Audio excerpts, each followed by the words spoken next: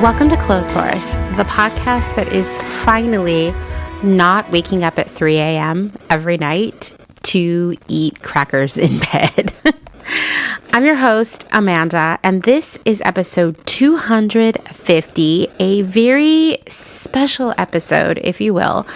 Just a casual, fun episode where we're going to talk about my month in Japan, which longtime listeners know is something I did last year as well. I produced several episodes about different aspects of Japan, things I experienced there, the culture. I didn't get to do as many episodes in Japan this year as I would have liked to because, to be honest, I was just really working a lot. I have more clients this year. They need a lot more from me. It's a really busy time of year. And I'm actually really grateful to be able to work with all of them. So when I'm busy with work, I have less bandwidth for Clotheshorse. But I know many of you have been asking how my trip was, what I did, and so I decided that once I recovered from the jet lag and could think clearly, which is now, that I would put together a recap of my trip to share with all of you, just something maybe fun to listen to end the year, but also, for all of you who are thinking about visiting Japan, to give you some tips, advice, and just share my experiences there. Okay, so I'm going to tell you right now that my initial plan for this episode was that half of the hour or two of it was going to be me discussing the first 2 weeks of my trip when I was by myself, when I was in Tokyo and Matsumoto, Kanazawa, Kyoto, and then met up with Dustin in Nagoya. But I recorded the part of the trip with Dustin first, and it ended up being so long, and I cut a little bit, but not very much, because I think there's a lot of really interesting information in there, if I do say so myself. So I didn't want to bore you with a 3-hour episode to include every part of my trip. So I'm not actually talking about my first 2 weeks in Japan in this episode, but if that is something that y'all would like to hear about, drop me a line. You can send me an email at amanda@clotheshorse.world. You can comment on a social media post about it, whatever you want to do. And if enough people are interested, I will absolutely make a little episode where I talk about the first half of my trip, because I did a lot of really cool stuff. One of my goals every time I go to Japan is to see as much art as possible. So in that first 2 weeks of my trip, in addition to, working, eating food, just being so stoked to be in Japan, I actually went to as many art museums and shows as possible. And some of the cities I visited, particularly Kanazawa and Matsumoto, were specifically to check out some contemporary art. And I would love to share all of that with you. So if you're interested in hearing more, let me know. That said, in this conversation with Dustin, we're going to talk about a lot of different restaurants and museums and hotels we stayed in, places we visited. And I am including all of them in the show notes. So if you have a question about a place we stayed or something we ate, please go check out the show notes first. Be in that very elite 1% of people who actually use the show notes. The other thing I just wanted to call out is I am putting no ads into this episode. I just wanted it to be a fun little gift to all of you at the end of this year, in this holiday season, a gift for surviving 2025. And instead, between the segments, you're going to hear different songs that play at specific stations on the Yamanote train line in Tokyo. And I will also share a link to a comp on YouTube where you can hear all of them if you are suddenly going to become a train music head like me. And also, I would just shout out that last year in one of my Japan-isodes, I totally talked about train music. I go on some journeys here. So if you're intrigued by that and you haven't listened to those episodes, I would go give those a listen as well. All right. Well, let's get on with the show.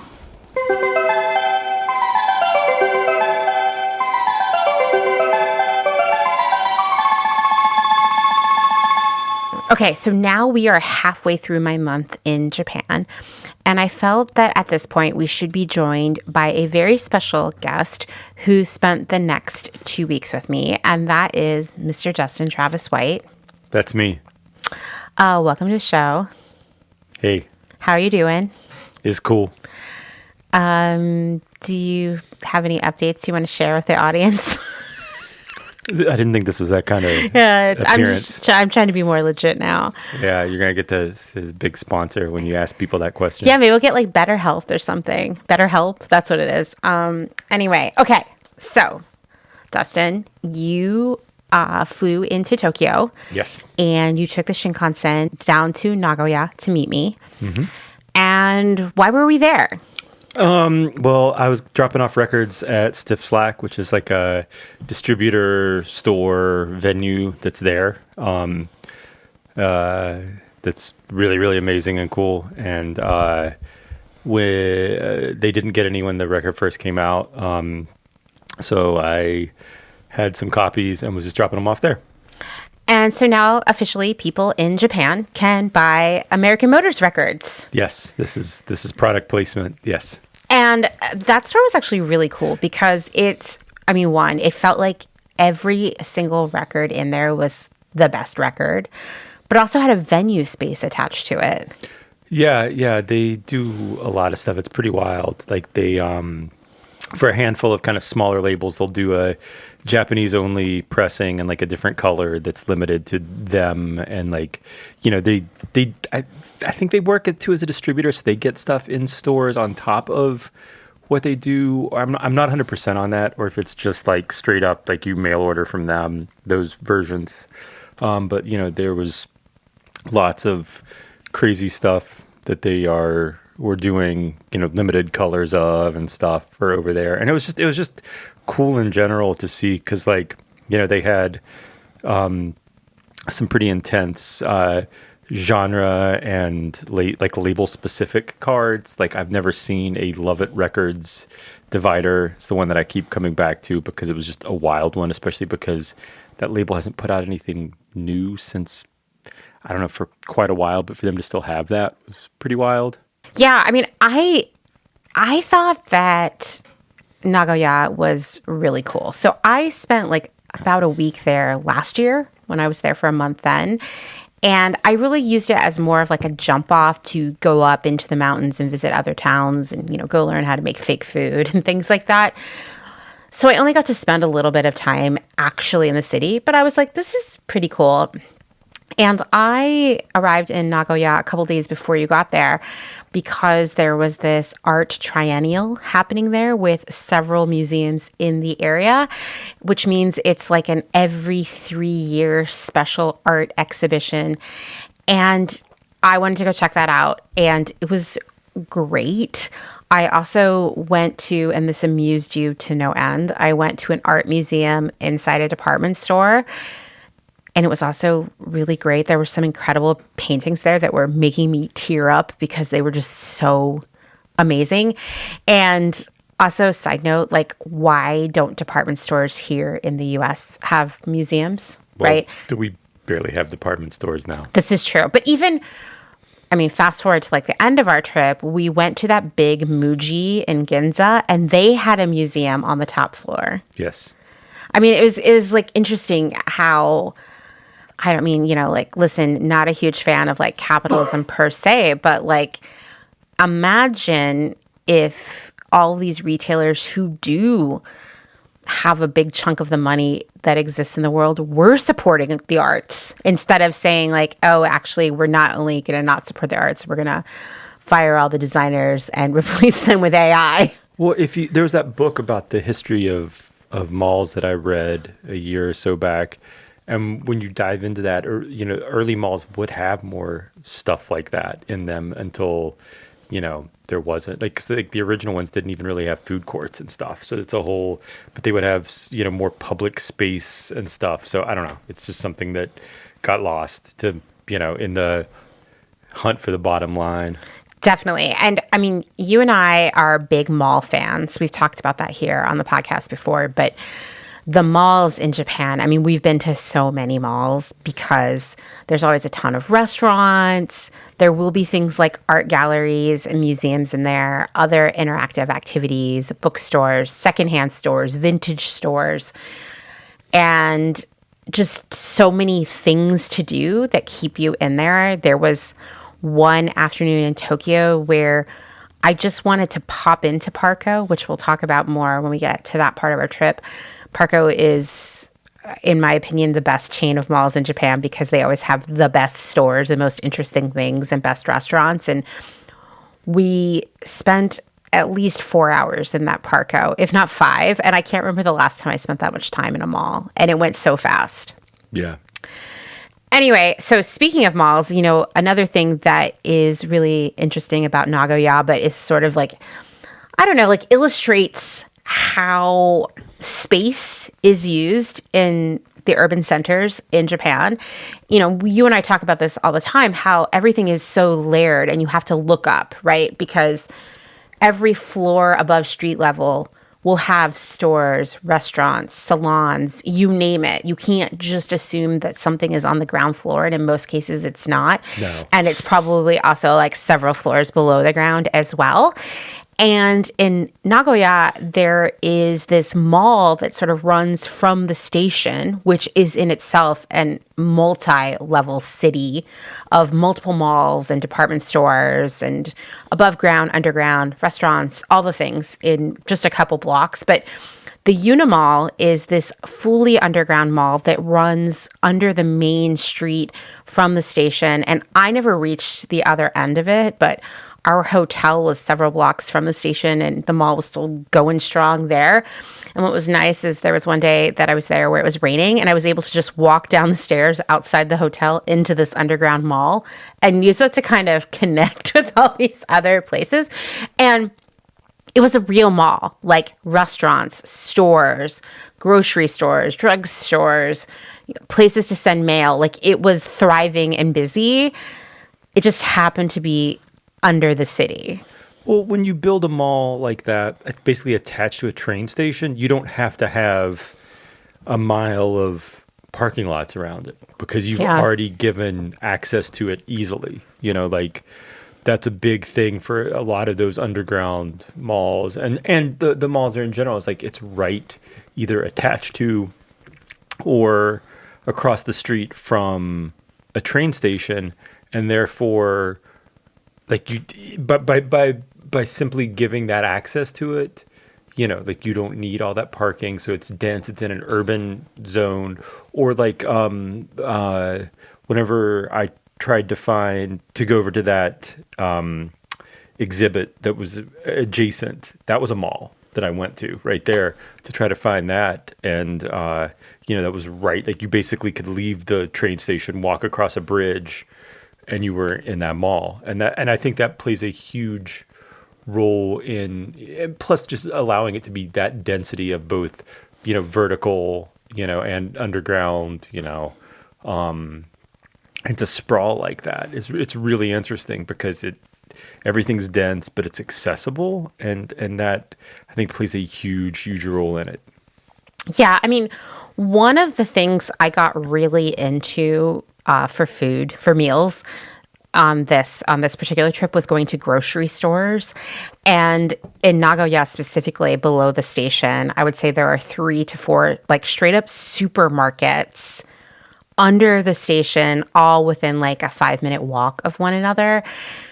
And how convenient is that to get off the train from work and be able to go get your groceries under one roof? You know, I thought that was amazing. I mean, here we live in a sea of parking lots. And most of the time, if you need to do shopping in the urban center, like grocery shopping, you're going to have less selection, higher prices, right? It's not like that there. It's just part of the day-to-day life. It's easier. And I would suspect it makes an individual's carbon footprint a lot lower because you don't have to drive everywhere. No. You're just on transportation, getting the things you need. So another thing that happened in Nagoya that was pretty exciting for you and for anyone who looks at you, I guess, is that you got some jeans, which is a big deal. Okay. Yeah, no, that was amazing because it's just at this mall, and in Japan, Lee exists, and but as it's not like fancy, but it's not cheap. But what was crazy is it's not presented as like this Lee sustainable jeans, but if you look on the inside of the pocket, every step along the process of manufacture is listed, like, which is just wild. That this is not something that's sold as like sustainable or luxury. It's just, here's Lee jeans at the mall, but every piece of manufacture is listed, which is just like unfathomable. Like, and it was really cool, and they were great, and all the branding was like, old Lee branding. It was really, really cool, and I was amazed to find them. And one pair of them was bell bottoms, and they look amazing on Dustin, and they were long enough. And they're really high quality, rigid denim. So I have to start this by saying that I actually have a really troubled relationship with Lee, because those were the jeans my grandma always wanted to buy me when I was a kid. Back then, a lot of Lee jeans were made in the U.S., in Reading, Pennsylvania.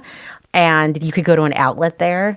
And my grandma would always take me there to get jeans for back to school. And I didn't hate that they were at the outlet. What I hated is that my middle name is Lee, which I also didn't like. And for some reason, the fact that these jeans were called Lee just really, really bothered me.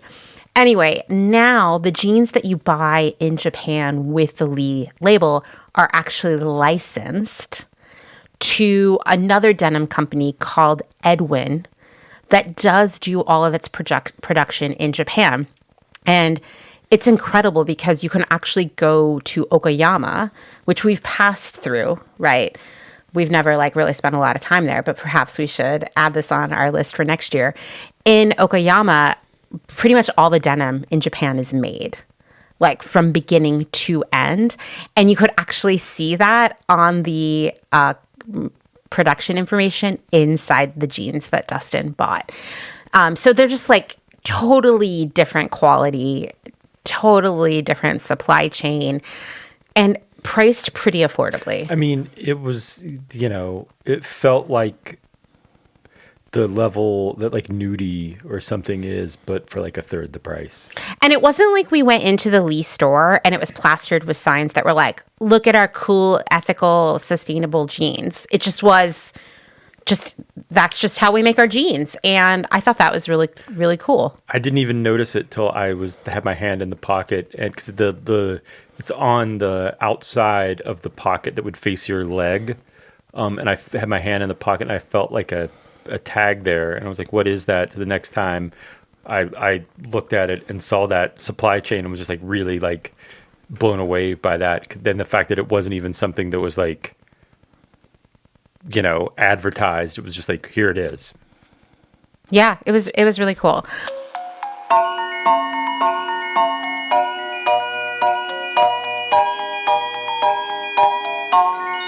So that was Nagoya. And then we went to Fukuoka, which is a city south in Japan that I have passed through before on the way to Nagasaki, but I'd never really hung out. And I'd heard a lot of great things about Fukuoka. Like, it's known for really great coffee, it's known for ramen, and just generally being like a cool place. It doesn't get a lot of tourists from the West. I mean, neither does Nagoya. Even though Nagoya is between Tokyo and Kyoto, it is not considered part of the so-called like golden route that people tend to take when they visit Japan, which is like Tokyo, maybe Hakone, Kyoto, and then Hiroshima. Nobody stops in Nagoya, which is too bad because it was, like I said, really cool. And even less people go to Fukuoka because it is far. It was about, I don't know, like a 5-hour Shinkansen ride. And remember, Shinkansen is the bullet train and it goes more than 100 miles per hour. So it was a long trip. And for this part of our trip, we actually did something that was special to me only because it gave me some level of closure, which is that we took the Hello Kitty Shinkansen, which is a Shinkansen that is wrapped for Hello Kitty, like inside and out. And in the first car, there is, of course, a gift shop full of like local foods and gifts from all of the places that the Hello Kitty Shinkansen stops. You could also watch a film in there, which we did. That was about visiting the different cities and the food that is from those cities. And this was not the first time we'd taken the Hello Kitty Shinkansen. We actually took it back in like 2018, 2019, maybe it was 2017 actually, because I think we still lived in Portland then. When we went the first few months that they had launched the train, because it was only supposed to be around for a few months. And of course, here it is all this time it's been running. And I felt, after I heard that it would be ending in early spring of next year, I felt like I needed to ride it one last time. And Dustin, you pointed out something that is so true that I didn't see before, but then was very obvious, that this was clearly an older Shinkansen train that they had said, okay, let's get a little bit more mileage out of this. So they converted it to be this Hello Kitty train. It was interesting to be on it, like, 8 years after it launched and see the wear and tear on it. Like, a lot of the stuff was wearing off. Yeah. Yeah. And it's not as nice as the newer Shinkansen trains. Like, even the bathrooms, like, weren't as fancy. They didn't have heated seats on the toilets and such. And there weren't like outlets, Yeah. the things that you've grown accustomed to on things like that. Yeah, so that was, I could see it, but I'm still glad we got the closure of it all. And so the Hello Kitty Shinkansen is a slower train. It's the slowest of all the Shinkansen. A Kodama, still well more than 100 miles per hour, but it did make the trip a little longer. But worth it for the psychological closure of it all. And so we get on the train, we ride most of the day, and before you know it, we are in Fukuoka.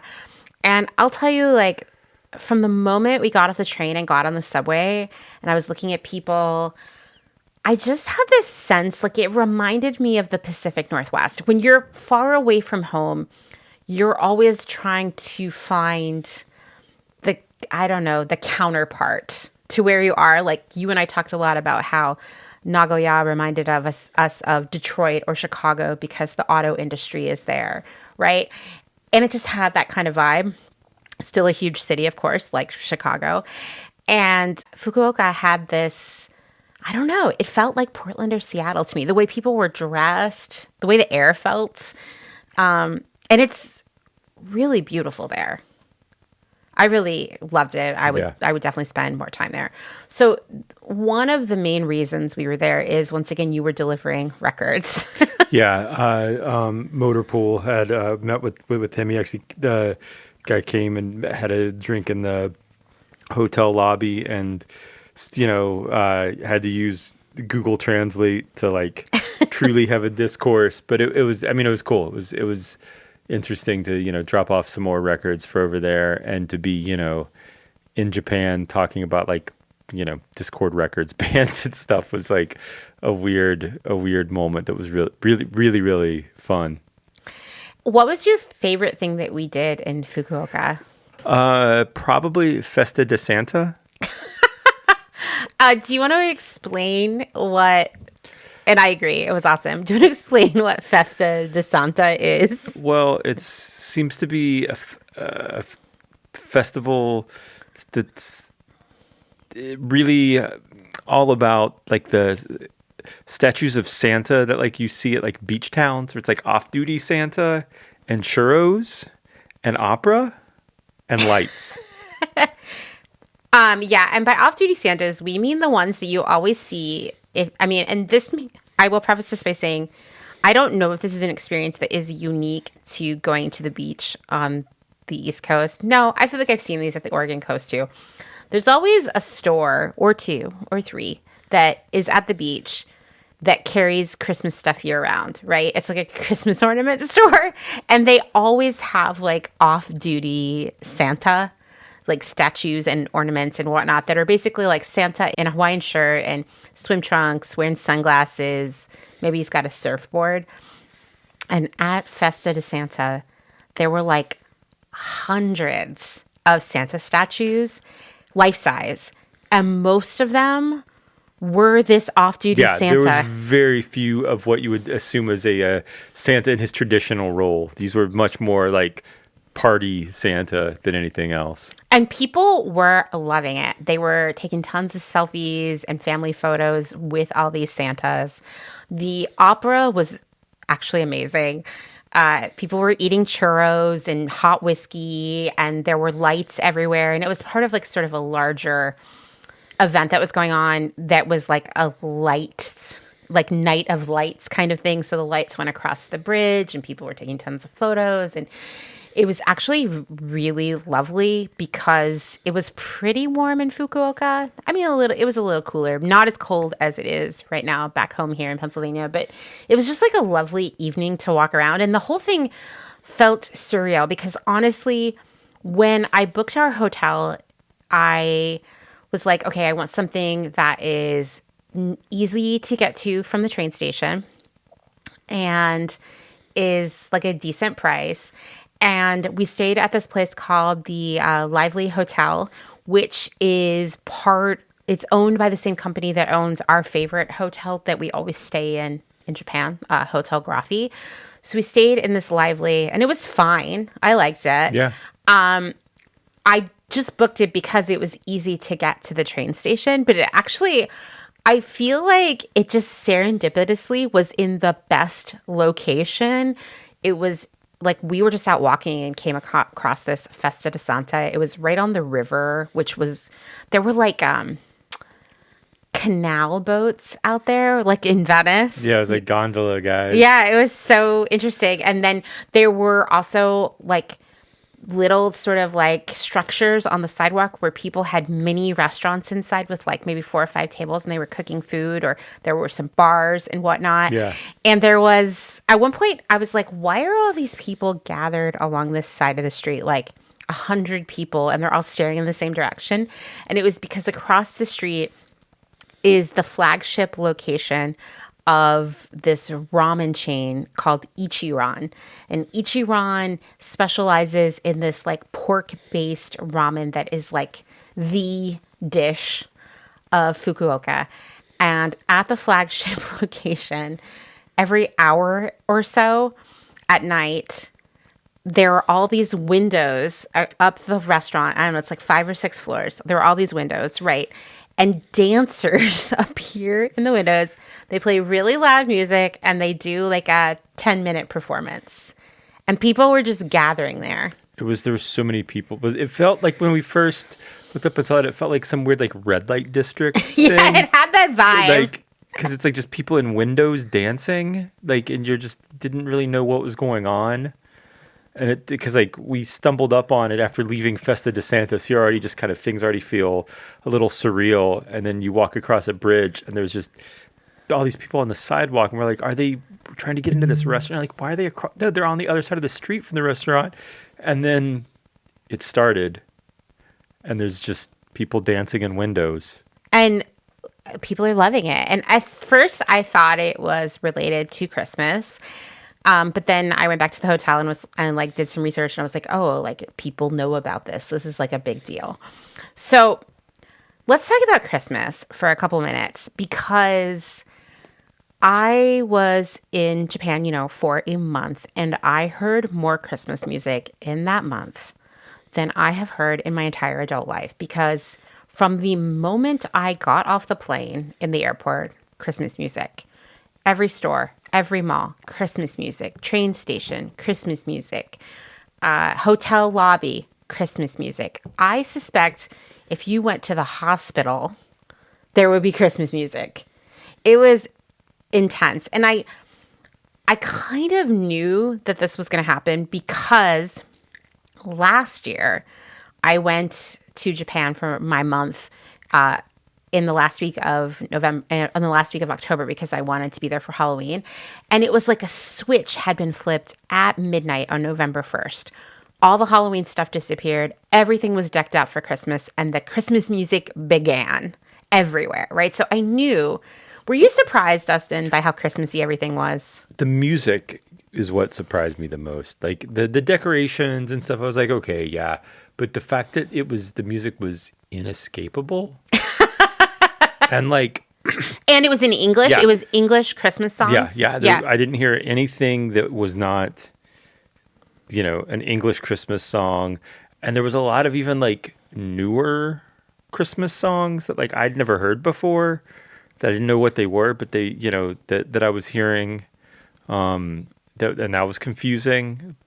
But it was like whenever I say everywhere, I mean everywhere. Everywhere. And it was only Christmas music. Yes. No other music anywhere. No. And sadly, no Feliz Navidad, which is my favorite Christmas song. Yeah. Well, it's because that's not entirely in English. I guess so. But every other Christmas song that you can imagine, even like deeply religious ones. Yeah. And, like I said, Christmas decorations everywhere, Christmas menus, Christmas gifts, everything. And I don't know why I was surprised by this, because yes, okay. At its conceit, Christmas is a Christian holiday, right? Japan, not a Christian country, but Christmas is also a massive secular holiday at this point, and it is a huge consumer moment, right? But I wondered, like, how and when did Christmas become such a big deal in Japan? Like, to the point where there would literally be Christmas music everywhere you go at every moment from November 1st, basically through the end of the year. Like, how could that happen? And so when we got back from the trip, I was like, I'm going to get to the bottom of this. And it was interesting. Like, some things about it were really surprising to me. Like, yes, Christmas sort of began to infiltrate Japan here and there, more than a century ago. Really, missionaries, colonialism, the classic thing that spreads things like Christmas.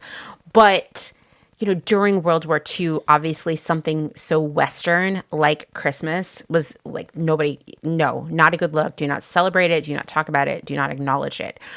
But after the war and as Japan rebuilt itself and as the economy itself became much more consumerism focused and consumer driven, Christmas became a thing, really, really picking up momentum in the 70s and 80s. And Christmas in Japan is, not a religious holiday. So Christmas, everything's open on Christmas. But what Christmas is, like Christmas Day itself, is the Valentine's Day of Japan. It's considered the most romantic day of the year. And so you're going to go out to dinner with your sweetheart and give one another gifts and have a very romantic evening. But it is also a time, the season leading up to Christmas is also a time for doing fun things and eating fun food and exchanging gifts. And so, yes, at Festa de Santa, they were having churros, which churros seem to pop up all over Japan. And I get it because churros are great. But yes. We went to a different Christmas festival in Ueno Park in Tokyo. And that festival was more Germanish. Mm-hmm. And when I say Germanish, I mean German through a Japanese lens. So there were sausages and beer and hot cocoa, but also with like adorable like snowmen and stuff on top of it. And there were more of those off-duty Santa statues. Yeah. And there was a woman on stage reading Christmas stories in Japanese, and people were just having a good time. And yes, there were churros. Our Hotel Graffi, which, like I said, our favorite place, even was all decked out for Christmas, had like a Christmas bazaar over a weekend there, which was pretty cool because it was like vintage clothes and records and things like that. They also were selling churros as part of their Christmas thing. So Christmas is just like a fun time to go do fun things. And there are a lot of these like light festivals and Santa festivals and just markets where you can go eat food and buy gifts and get crafts. And the department stores absolutely were selling Christmas trees and Christmas decorations and wreaths and such, wrapping paper, greeting cards, all that stuff. Like it was all there. And the Christmas music was everywhere. Now, I feel like we got a real Christmas experience in Japan, probably way more Christmas than we normally get. Although we are talking about spending Christmas in Japan next year so we can get the full experience because one, we love romance, right? But two, the official dessert of Christmas Day is this strawberry cream cake that's basically layers of white cake with like this whipped cream and strawberries, which is very un-Christmassy to me and not even seasonally appropriate. Yeah, why do you have the strawberries and winter and they're not winter fruit? Yeah, it's so interesting, but it's a big deal and everybody has it. And every food hall and department store and bakery and supermarket that I visited in November had posters hanging for reminding you to order your Christmas cake, your strawberry cake. And of course, they would have the strawberries and whatnot, but they also might have like little Santa figurines or snowmen or whatnot on them. And they were all very cute and no doubt very delicious and not too sweet. The other thing that is a big part of Christmas in Japan, and I'm not sure if you're consuming this on your romantic evening or if this is more of like a friends and family kind of sitch, but KFC is a big part of the Christmas tradition in Japan. And by KFC, I mean Kentucky Fried Chicken.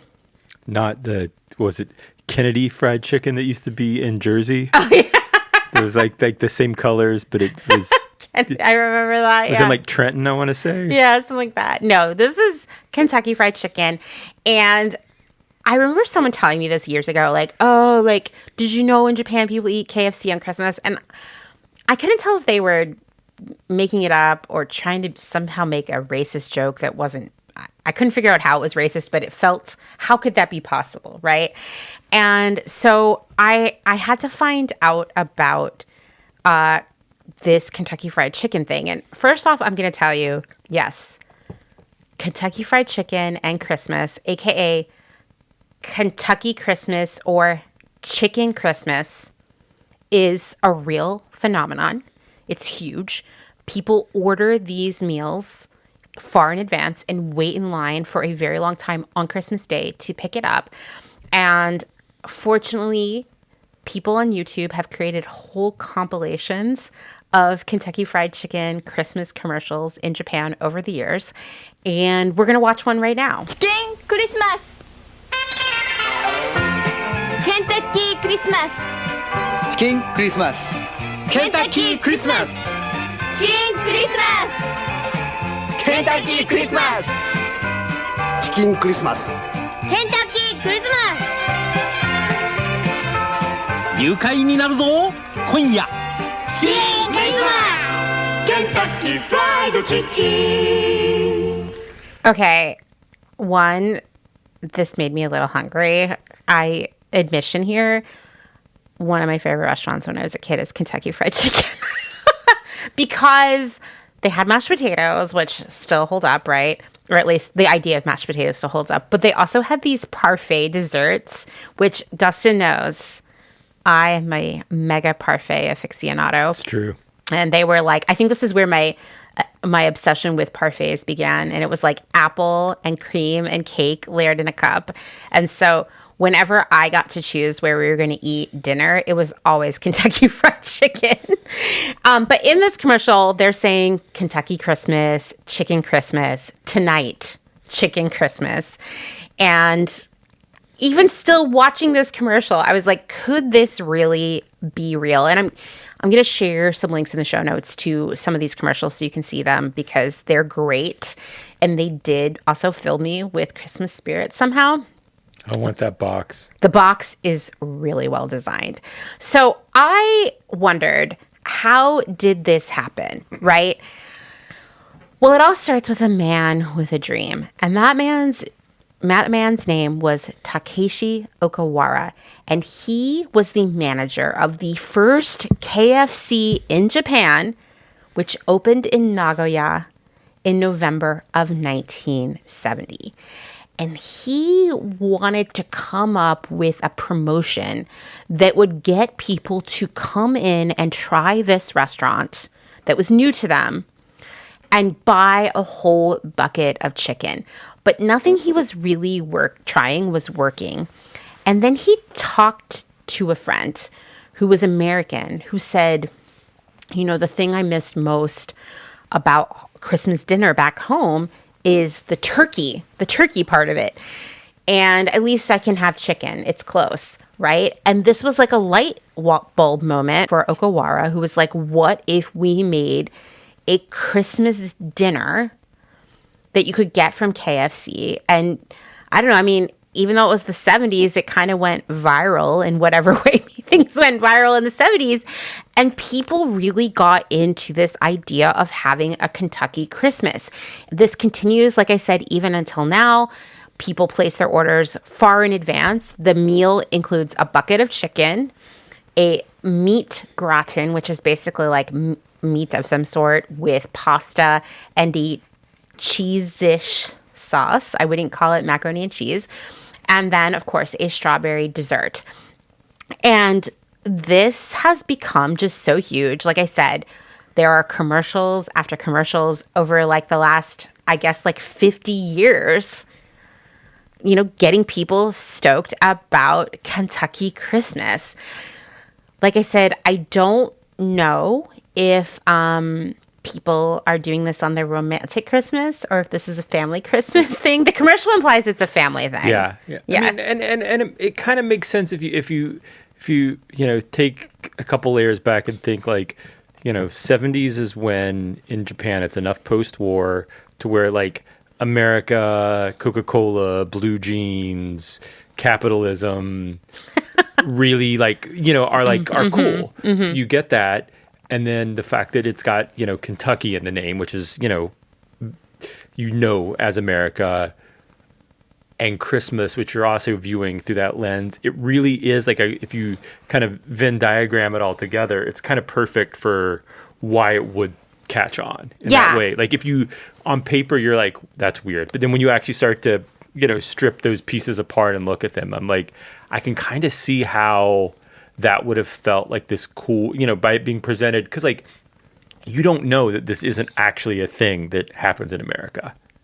But it's enough American things placed into a bucket that it seems like it makes sense in this weird, abstract way that I can kind of see how it then would take off and become this thing like that. Yeah, and it's fun. Yeah. It's fun and novel. And, like, now I wish we were having Kentucky Fried Chicken for Christmas. There's no Kentucky Christmas. No Kentucky Christmas in our house. We're having hot pot instead. Okay, one last thing I just wanted to say on the subject of Fukuoka is this was when we started hitting the secondhand stores, which I'd gone to a couple before you met up with me, but we were going to them together. And one of the big chains that we visited kind of all over the country from that point on was called Book Off. And Book Off calls itself the largest seller of secondhand goods in Japan. And I absolutely believe it because they have many locations in every city and suburb around the country. And Book Off is the original brand, which is like probably what you would expect. It is a used bookstore. It's like a half-price books, basically. Yeah. And they also have like CDs, DVDs, records, even magazines. And they even had some Western books there. But then there are these Book Off super bazaars that also sell clothes, electronics, home goods, kids stuff, just about everything. And then there are these, and I don't like the name because it sounds like a porno, Hard Off. And Hard Off, we went to one in Fukuoka. It was quite a trip. Like we had to take a long train ride and then walk, I don't know, like 25 minutes. Hard Off is exclusively like electronic stuff. So cameras, video games, instruments, TVs. There was a telephone there that's shaped like a piano that I really wanted. It was really well priced. Yeah. And it was stuff from all eras. Like, yes, there would be like a pretty new, Nintendo Switch. But then there were electronics from like the 60s and 70s, maybe older.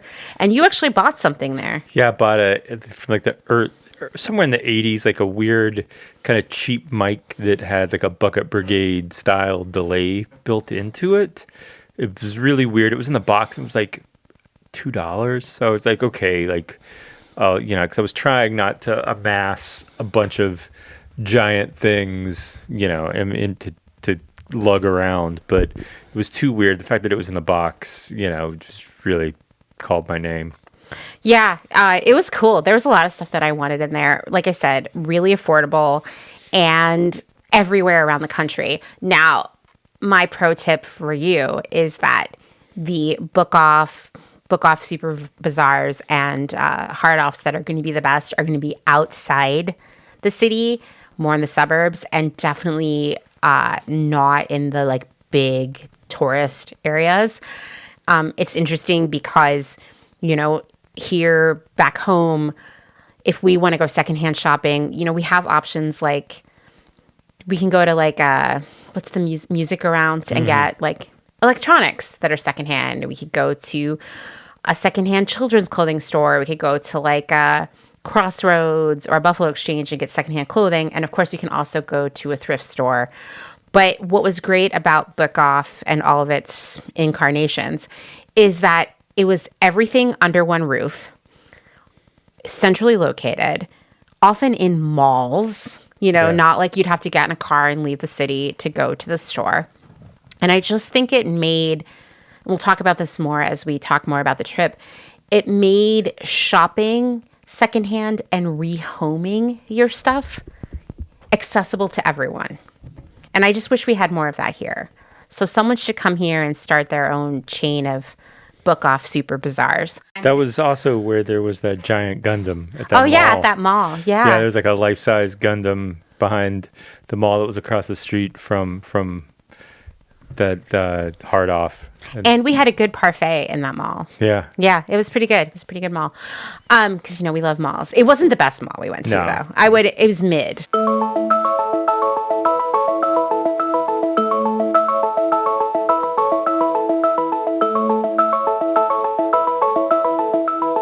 Oh, one last thing I wanted to call out that we did in Fukuoka that was like really luxurious is, okay, so how I plan any big trip is I start with a Google Slides document, which is basically, oh my gosh, what's PowerPoint. it? Thank you. It's basically PowerPoint. So what I do is I start to figure out loosely the dates that I want to be in different places, and I give those places each a slide in there with the dates.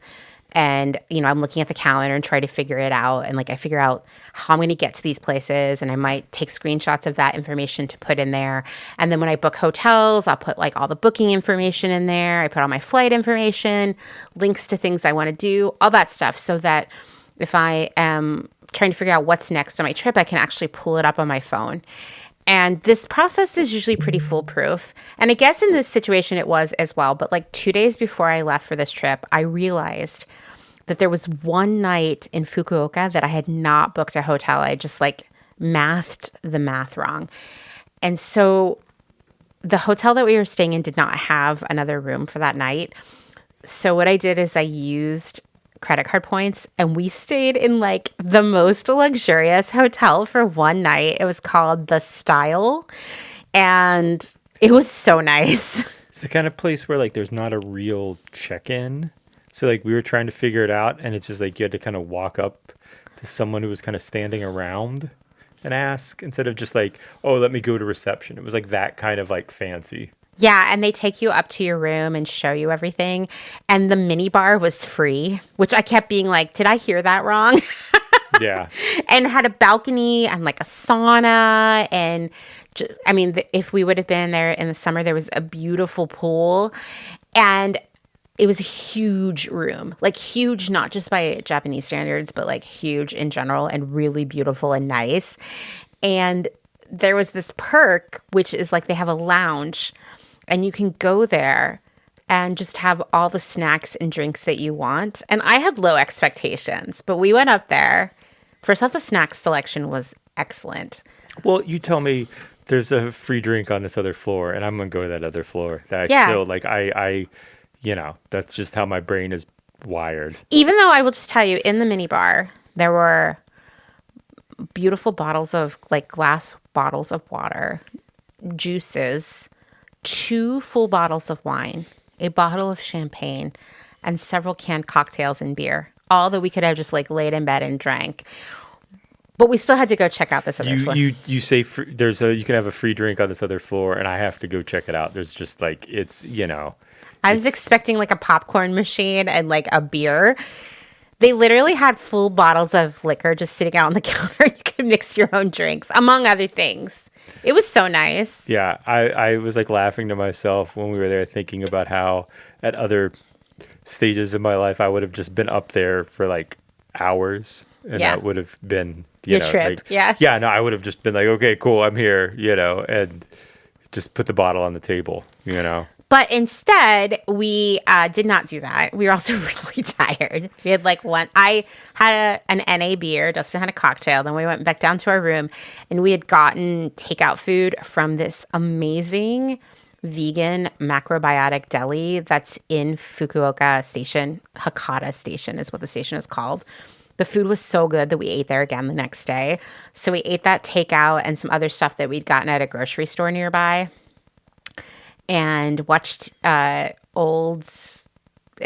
is embarrassing. We were watching old episodes of the George Jones show, I believe. No, that was we were watching the first night of TNN. The Nashville Network. When it went on the air, and it was like a big thing. Yeah. Yeah, so we were watching that, and it was nice. Anyway, so the style of Fukuoka, really luxurious. And then the next day, we got on the train and made the journey to Beppu, which actually, when you're in the station, Christine of Lady Hog Vintage and Care Instruction loves to say Beppu, because that's how they say it in the station there. And Beppu is like the hot springs capital of Japan. It's known for having all kinds of onsen of every variety, and it's a very volcanically active part of the country.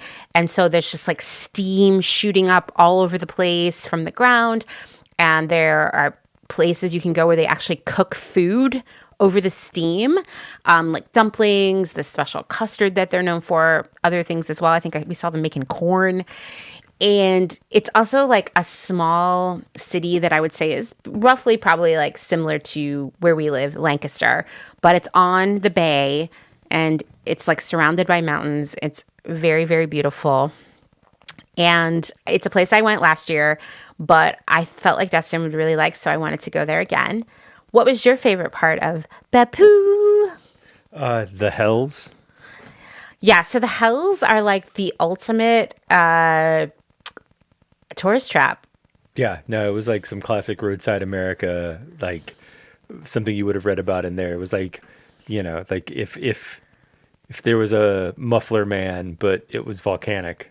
And I'm glad that we went because it was actually awesome, and it made me feel, I don't know, like, oh, this kind of like tourist trap roadside America of like the mid-century in the US. This is something you can experience all around the world. And so basically we took a city bus up to like the higher altitude part of the city where the steam, it was just like clouds of steam everywhere. And yes, it smelled like sulfur.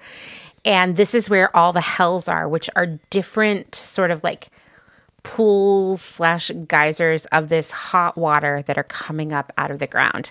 And you can buy this ticket book of 10 tickets, one ticket for each of the hells, and you go around and visit them all. And some of them are a little further away than others, but it's like you walk around, it's like a day, So the first hell we go to it was beautiful. It was classy, great gift shop, beautiful pool of like bright blue hot water. It was really cool, and the steam everywhere, and it was like a nice experience. And I was like, okay, this is pretty cool.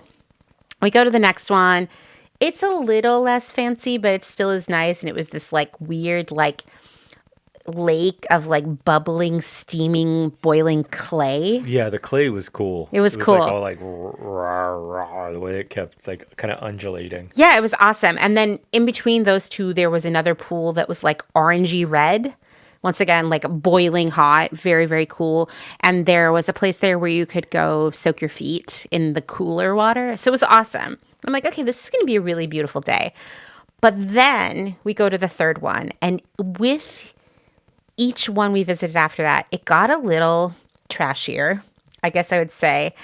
That one was the one that was like the raccoon dog and the devil statues. And that one felt like such a tourist trap. Like you could buy a styrofoam cup for like 100 yen that you could drink like hot springs water from. It was supposed to cure you. And there was another thing where you could put your face up to this like funnel and get steam in your face. That was pretty cool. That was pretty cool. Yeah, I like that part. But it had like the gift shop was like very tourist trappy and like nothing anyone would want.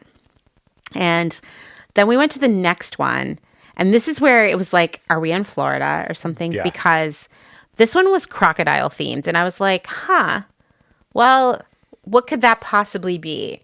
Oh, like 100 crocodiles living there. There was a big sign when we went in that was like, this water is this temperature. And it turns out it's the perfect place to raise crocodiles. And I was like, what? And huge ass crocodiles, just these weird pools everywhere filled with huge crocodiles. And it was kind of dumpy, right? I wondered how great it was for the crocodiles, although they do get to sit in basically a hot tub all day, every day. And it did seem chill. But it's like one of those things where it's like, yes, this water is great, the perfect temperature for them, but it's like, but why? But why? Because you were like, I have felt that my calling is to open a tourist trap, right? So that one I was like, okay, I don't know about this. And then the next one we went to was even weirder because it was another big pool. It was very pretty. But then next to it was an aquarium of huge fish in small tanks. I would like to call it an aquarium. I mean, I guess because you call anything an aquarium, like you call what you would put in your living room an aquarium. That term works, but it felt more like, like it was not fancy or all the tanks were like the fish were too big for them, and it was weird. It's making me really sad. And since we've been back, I've been doing some reading about like zoos and other, I don't know, facilities like that in Japan, and they are pretty notorious for, zoos in general, right? That's a whole thing we could talk about, but in Japan specifically, they're pretty notorious for like not great conditions, animals in really small habitats and whatnot. So after the fish one, I was like, I don't think I want to go to any more of the hells. Yeah. Yeah. I was like, done. Yeah, so instead we had a nice coffee, and then we went to a thrift store. Yeah. And it was awesome. So like I would have to say that one of my favorite things about thrifting is I just really like looking at other people's stuff. And what even more exciting than looking at other people's stuff around the world, right? And it was pretty cool. I really liked the thrift store. What did you think? It was cool. Turns out people have junk everywhere. They do. And like it has like maybe in different colors or have different characters on it. I mean, there were things there, like, I'm not going to lie, Dustin, if I wouldn't have had like to fly it home, I would have bought. But man, the kind of stuff that we are used to seeing in thrift stores here, like the tropes, so to speak, they're there. I mean, I didn't see any microwave cookbooks, but I saw a lot of like single purpose appliances, like a waffle iron that made waffles in the shape of letters. Like, that's not very useful. Lots of things that people got for free with purchase, like makeup bags and such. Lots of stuff from the dollar stores. Lots of character products. Just things that people had and didn't know why, That was the first place that I saw, and this happened a couple other times as we went to like the other book offs, etc. But was started to see a bunch of like anime soundtracks and stuff that were really tempting, but it was also a little overwhelming because I just didn't know any of them, and I was like, do they give it? Yeah, but that was the first time that I saw that, and that was actually really cool because they were all really cheap, but I was like, I don't know any of this, and I didn't feel like getting on my phone and trying to figure out. Plus, also then I got to get it back, so I was like, okay, I'm not gonna spend the time here to research that. But that was one of the anomalies there that I was seeing, because now here you don't see anything like that in the wild. You see like the stuff that like Light in the Attic is or somebody like that has brought over, and that's about it. Yeah, the thrift store was pretty cool. And I will say across the street was the only place, this grocery store, that I didn't hear Christmas music in Japan. And that was because they were playing a very short loop over and over again of what I would call circus music. Remember that? We walked through and we were like, okay, we got to leave. Yeah. That was weird. And then we went to some other secondhand stores. We went to another book off. We had to take a bus pretty far to get there. And we also went to Second Street, which is a chain of secondhand stores throughout Japan as well. And they actually have opened some here in the United States. And the one in Beppu was pretty good because it was not just clothes. It was also toys and like outdoor gear and electronics and books and just like all kinds of things. I mean, even like a whole wall, which I would see in the book off locations as well, a whole wall of like gachapon toys, that people had like bought and then didn't want. You could buy them for like $1. So if you were missing that one piece, like there it was. And I felt like the prices were really reasonable. There was also like really high-end designer stuff too. It was like the whole range. And once again, I was like, why don't we have more places like this here? Because that Second Street is buy, sell, trade. So is Book Off, where it's like you bring your stuff in, they name a price, you get rid of it. It's not a thrift store, you're not donating. And then people can come in and buy it. And it was like such a good selection. Yeah, no, that one was really, really cool. There was the cameras and stuff that were really cool there. It was a lot of stuff, and it was, that one was really, really cool. There's a bunch of like jackets and stuff that were really cool. Like that one really surprised me. And it's funny because I just only associate the phrase buy, sell, trade with like record stores and stuff because that's what I mean up now Buffalo Exchange and places like that use that phrasing too, but for the longest time I worked at CD Game Exchange, which was a buy sell trade, and we kind of had a thing where like things that we didn't basically, if something came in, it was almost like a pawn shop in a way where if somebody had something and you thought that you could sell it, but it wasn't, like, for instance, like that's how I ended up the first time with like a mini disc player and things like that. Cause somebody was like, hey, do you buy these? And we were like, not really, but okay, but whatever. This is a weird side note. But yeah, no, it was amazing. And I wish we had more places like that here that were just like multi-category for everyone. There are second streets all around Japan. I felt that the Beppu one was actually way better than any of the ones in Tokyo. It wasn't so like streetwear focused, and it just had a wide array of stuff.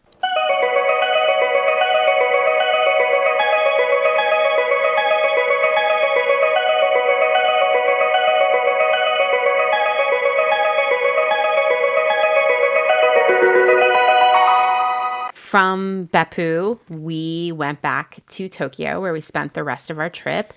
And one of the cool things that we did while we were there, which I had been sort of like saving for when Dustin was with me, is we went to the Museum of Extinct Media, which, by the way, does not have a bathroom, just if you're planning a trip. Dustin, do you want to like explain what the Museum of Extinct Media is? It's basically what my office is. But cleaner though. Yeah, organized. It's like basically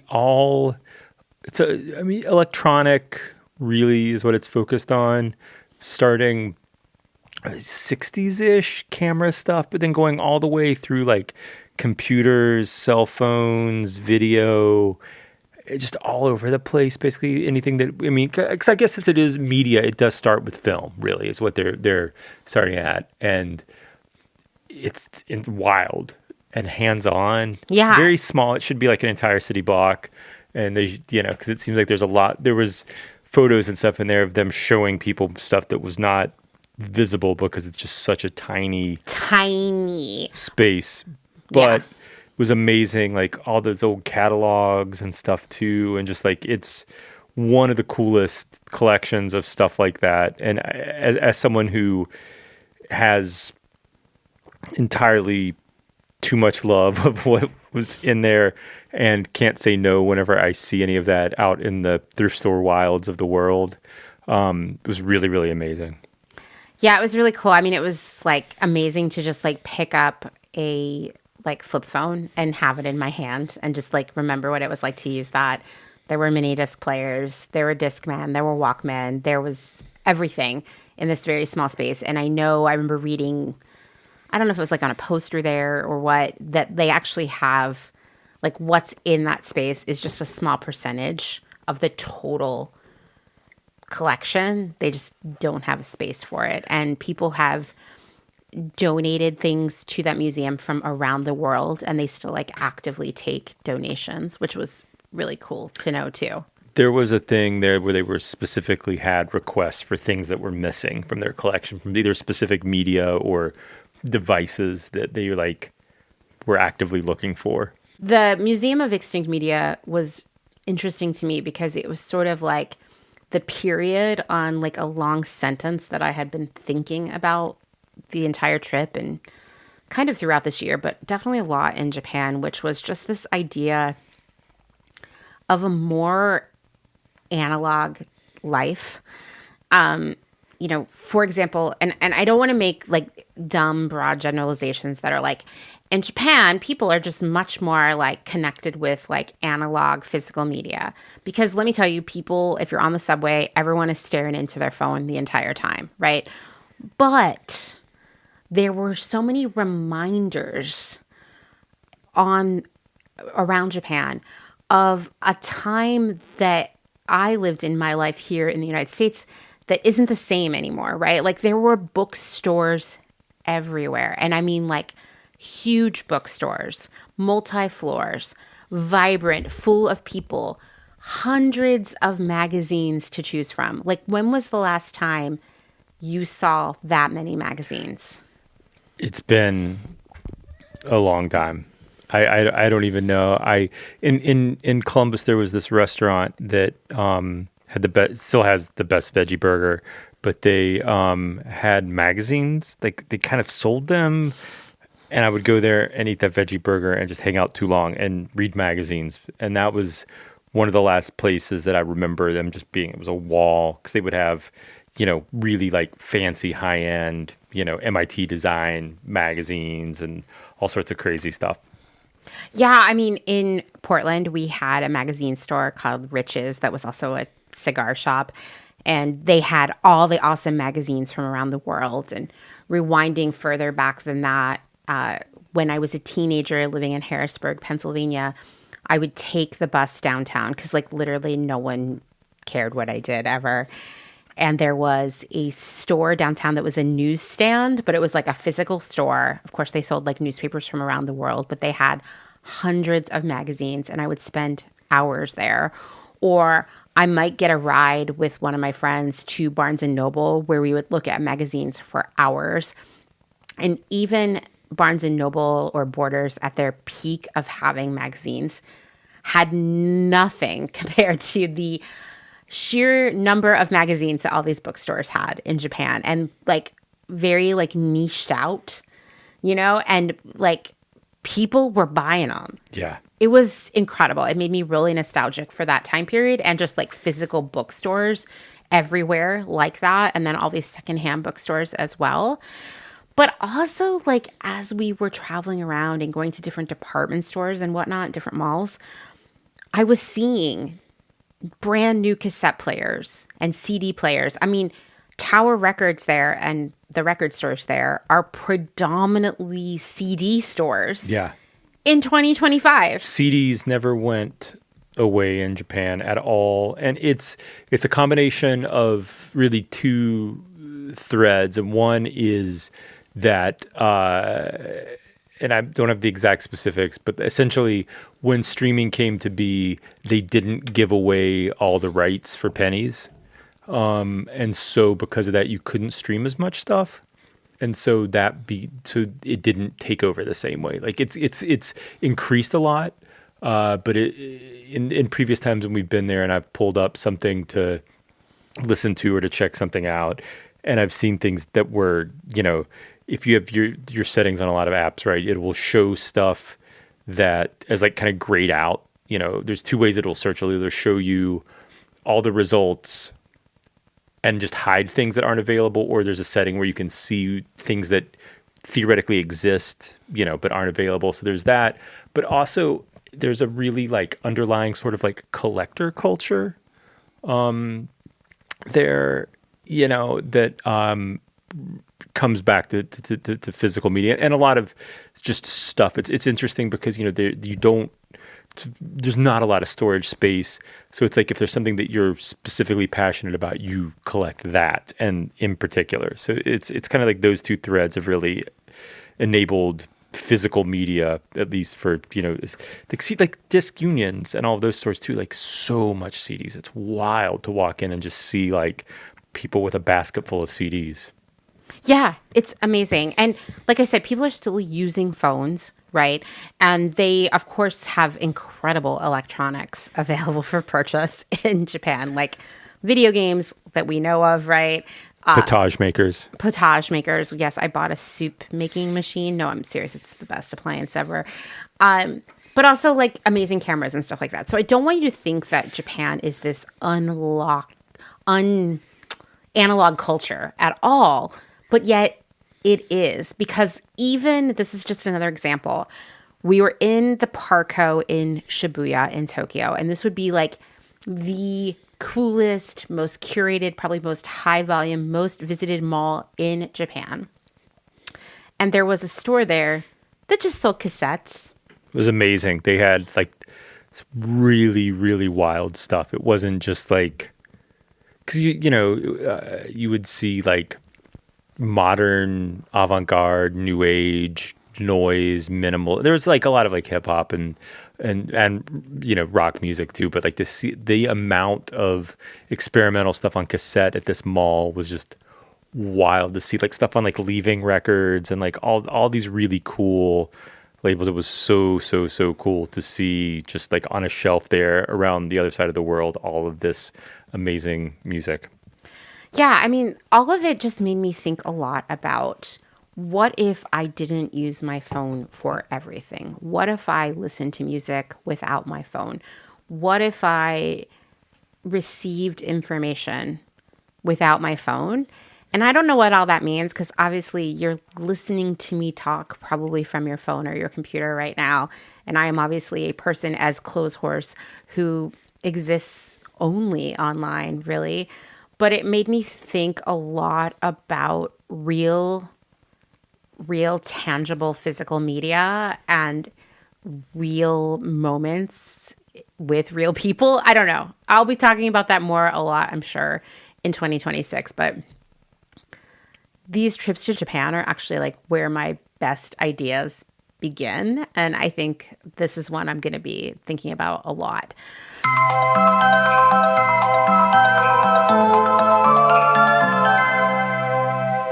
Okay, so I'm going to ask you some questions about our time together, Dustin. What was your favorite thing that you did? My favorite thing was both of the times that I met with people to exchange records, because it was really cool to be on the other side of the world and interacting with people who are just that invested in the same sort of world that I've, you know, spent my life participating in, you know, between like the fact that, you know, I've worked at and ran record stores and, you know, been involved with label stuff and still, you know, make music, to be there and have those conversations, as awkward at times as they were, because, you know, we were sometimes having to use translation app to make sure that we were getting kind of the details right, you know. Both times are just really, really cool. Like, you know, sitting at a hotel bar talking about, you know, Discord bands. This shared experience was just really, really cool. Yeah, I feel like my favorite part of the trip too was the 2 times that I hung out with Sushmita, who I met IRL, like an internet friend who I met IRL last year while I was in Japan and actually recorded an episode with. We hung out the first week I was in Japan. We went to this cool like rooftop pie restaurant. It was Australian, run by an Australian person. And then we checked out some art and we just walked around and it was amazing to talk to someone who is so invested in thinking about like ethical and sustainable fashion and consumerism and all these things that I think about all the time, and who has the same concerns about all of it. Also, Sushimita is just great and fun to be around. And we then hung out again on my like second or third to last day of the trip. And we went out for this like very luxurious vegan high tea. It was so much fun and like such a great treat. And yeah, it is like connecting with people on the other side of the world who you might have never met otherwise, who are passionate about the same things as you. It's just like unmatchable. No, and I think it's interesting that both of us, our favorite moments where we're that, of that sense of like, oh, I'm way over here, but there's that community participation, et cetera, that is around you. It's just really, really cool. It is really, really amazing. Okay, so what was your favorite city that we visited? Probably Fukuoka. Yeah. Why? Yeah, it was just cool. It was really walkable. That like everything about it was just it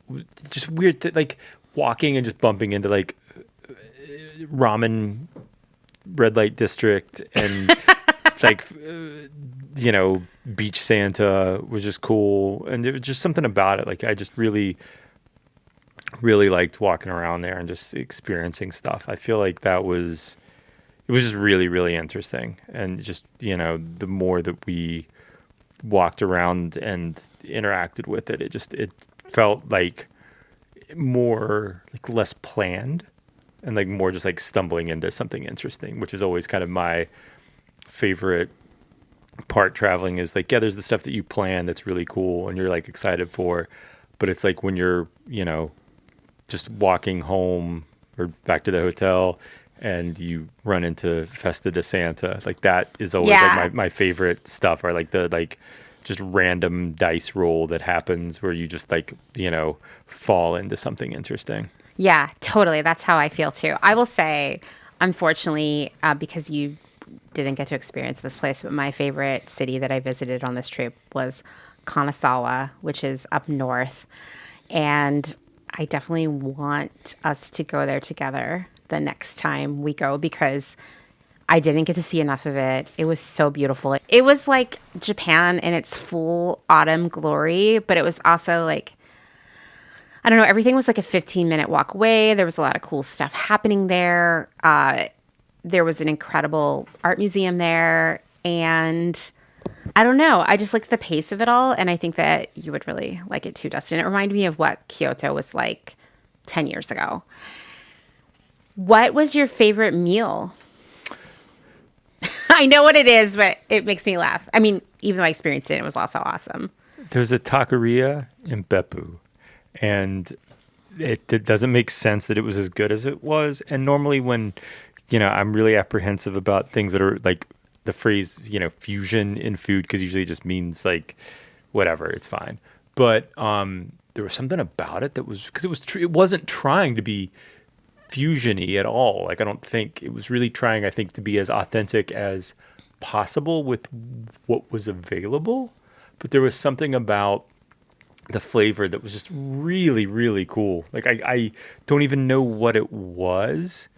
And, and I say this as someone who, whenever there was a time when I was in Europe for 2 months on tour and I wanted a bean burrito so bad that I went to the only Taco Bell at the time that existed, which was at a mall in Barcelona, because I wanted that. And this wasn't that at all. It was like, I don't know, it was really unique. And I don't even know what it was about it, but it was just really good. It was really, really good. That's definitely like in my top 5 for the trip. My favorite, which kind of surprises me, not really, but okay. So we went to this neighborhood in Tokyo called Ginza, and it's not a place that we normally visit when we're in Tokyo because it's just like a big sort of upscale shopping area. It's like 100 malls in like 5 blocks or something. And we went there because one of my clients is now being carried by Beams in Japan, which is a really big deal. Beams is like a upscale mini department store. What would you call it? It's just cool. Like, that's the thing, is it is like a mini department store because they have a few things. It's kind of like mostly clothes, but it's also like there's some home stuff. It's like Gifts. It's just really it's just like really curated, really great store. I almost never buy anything, but I always want to look at them because they always have cool stuff. It reminds me of Fred Siegel, honestly. Yeah. It's got Fred Siegel kind of curation about it. And so we went to the flagship location in Ginza so I could take some photos and videos of the store and her stuff in the store.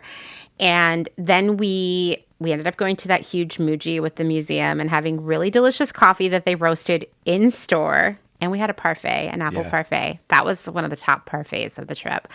But then we went to Loft. And like, I'm just going to tell you, I love a Loft. And I don't mean Ann Taylor Loft. I mean Loft, which is a really well curated department store chain in Japan.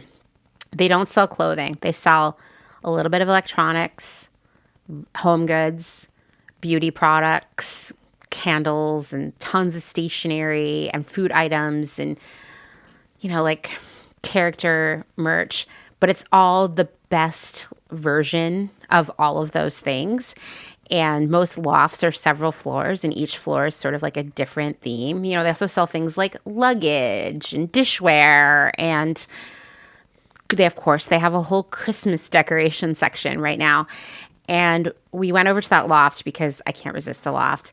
And also because on the first floor of that loft is a vegan restaurant called Two Foods. Very small menu, but one thing they had was this vegan burger that was so good. I also had a salad, like a side salad, and the dressing on that was really good too. I think after a month in Japan, I just really wanted a burger, and that was so good. So Two Foods in Loft in Ginza, I guess, was my favorite meal. But we had a lot of other really good stuff too. So on the subject of food, you and I are both big fans of konbini food in Japan, convenience stores, and I did a whole episode about that last year. But I want to hear from you. Like, what are your favorite things to get at the konbini? 7-Eleven egg salad sandwich never disappoints. That is... And it's the best one. Like, yes. None of the other ones are as good. Yeah. That is eternally I have one almost every day because it's just really, really good. I fell prey to the seasonality of konbini food in Japan, where in November I got really attached to this side dish that you could only get at 7-Eleven that was essentially pureed sweet potato and pumpkin with almonds mixed in, and then like one tiny dot of whipped cream, but it was not a dessert. It was like a side dish. And I was eating that like every day. And then December hit and it was gone. And I had this regret that I hadn't eaten more of it. But I'm going to try to recreate it here at home. But that one I loved. And one thing I tried to do on this trip was expand the array of things that I tried to eat from konbinis. I ate a lot of peeled fresh persimmon for breakfast. All the convenience stores had that. Of course, I had to try like literally every dessert. But yeah, still, gosh, missing the konbinis right now. Manhattan donuts. Oh yeah, you got really into these Manhattan donuts that they had. Not just at 7-Eleven, they were at a few stores. No, they were like they were everywhere. It was mostly just because the packaging was really good. And it just amused me that it was like Manhattan donut, had like a skyline on it. You know, they were like just good donuts. And you also, of course, always like to get a highball, a canned highball cocktail there. There also was now there's those pizza buns. The hot pizza buns. And those are good when you like kind of want that little like, you know, little taste of home. Okay, I will tell you, I know I told you this, Dustin, but I haven't told the audience. There was one night in Kanazawa, so I don't know, it was like a week and a half into my trip, where this is pretty early in a trip to feel this way, where I was like, I don't want to eat any Japanese food. Like, I'm over it. I need a break. And I went to this upscale grocery store that was near my hotel because my hotel in Kanazawa was literally in a mall. #blessed. And so there was this gourmet grocery store in that mall. And I got this assortment of cheeses and a pack of gluten-free crackers and a gluten-free non-alcoholic grapefruit beer. And that, I sat on the couch in my hotel room, ate all that cheese and watched Pluribus. And I was like, this is living. Okay, well, what, in your opinion, because a lot of funny things happen everywhere we go, but especially when we're traveling, what was the funniest thing that you think happened on the trip? Foot bath guardian. Oh, okay. So in Beppu, there are onsen everywhere, right? And in the mall, in one of the malls in Beppu, it's like a small mall, in the basement, there is like a foot hot springs, basically, where anyone can go, it's free, and you can soak your feet. Calling it it's not, I mean, it's the basement of the mall, but it's also like kind of open air. So Yeah. when you say basement of the mall, I think someone would picture like, You're right. It's open air, but Yeah. it's like under the mall. yeah. And every day we would walk by it, and I'm like, we have to go to the foot bath. Today is the day we're going to go to it. And my feet were hurting on this trip because my ankle was still healing and none of my shoes were making sense. Every day I was like, we're going to go to the foot bath. I even bought a hand towel for us to use at the foot bath. So we're like, finally, today's our last day. We're going to the foot bath. And then... So we go down there. I start to take off my shoes. I'm walking around to get a sense of it because like part of it, wasn't it like closed? There was like a sign like don't use the one end because the water was low. And Yeah. there was like gross. There was a dead roach floating in there. But that was on the far end. Yeah. So, and I walk and I circle it just to kind of see, because I'm trying to get a sense. I'm like, what's going on here? And there's this guy hanging out there, not soaking, just like chilling. And he starts to kind of like try to talk to us or tell me what to do. And it just really was like bad vibes from the jump. And I got really like, I don't know. It was like really weird. I was like trying to understand what was going on, but it kind of felt like, you know, like when you're at like a park or something and there's somebody that just feels like they're keeping tabs on what's going on. And it just really like, you're like, I just want to chill. Like, I don't need a guardian here. And so I started to take my shoes off and he was like motioning and like trying to tell me something. And I just got really like unnerved by it. And it just felt weird. And I couldn't place my finger on it. So I was like, let's get out of here. We'll go up, we'll go in the mall, kill some time, come back down and try this again. Like, let's give because he wasn't he wasn't doing anything but chilling. So I'm like, surely this guy's like, It was weird. He had like a backpack. I couldn't figure, I don't think he worked there, but he No. was like, I don't know. It was a weird situation. So we go into the mall and we're in there for like half an hour. yeah. And we come out. He's not there. We're like, great. I start taking off my shoes again. Yeah. And wouldn't you know it, he comes out of the mall. He's like back. And then it was weird. And then I had to put my shoes on and we like ran away. And so I never got to use the foot bath. Yeah, because this guy was like guarding it. I don't know. He was being really weird. The vibe, it was just a weird vibe. It wasn't just like, oh, there's a guy here. Like, I don't want him to see my feet. It was like, it had like a really weird vibe to it, you know? Yeah, I felt like he was up to something. I don't know. I don't generally have that feeling about people, but I was like, this is making me really uncomfortable. So we didn't get to soak our feet, which I'm still sad about. The funniest thing that I remember from the trip was when we were in Fukuoka. I guess I have to start by explaining what bathrooms are like in most hotels in Japan. Not all hotels, because we've stayed in hotels that had different bathrooms. But they're kind of like this one piece. Like, think about if you could go to like a home supply store right now and buy one big piece that's like your bathtub and the shower and the walls around the tub and the shower. Now imagine if you could buy the whole bathroom. So the toilet, the sink, the mirror, the lighting, the tub, the shower, and it's all one big piece, like a cube with everything inside it. And you sort of just like plugged it in and hooked up the plumbing. Yeah, it is like everything is, it's like a system. It's like, it feels like it's modular, but everything is designed. There's always like a drain in the middle of the floor kind of situation, but not like the way that, in like a basement, there'll be like a drain. It's very like intentional and designed, and everything there. It's like a system. It's like all together. And yeah, the walls, it's like the bathroom. It's like what is it, like the walk-in bathtub bath fitters things, that you see the ads for on like, it's like, if that was the entire bathroom, it's all one integrated system. Yeah. And, like you can take a shower in the tub, or you could take a shower outside the tub. And in theory, the water would drain out of the bathroom. So we're in Fukuoka, and this is not at the fancy hotel. This is at the Lively. And Dustin went down to the lobby to hang out and have a drink with the guy who was getting the records from him. And I said, that's great. I'm going to take like a bath. I have these bath salts. It's going to be great. And I got in the tub and I had a great soak and I read a book. And when Dustin came back upstairs, I got out of the tub.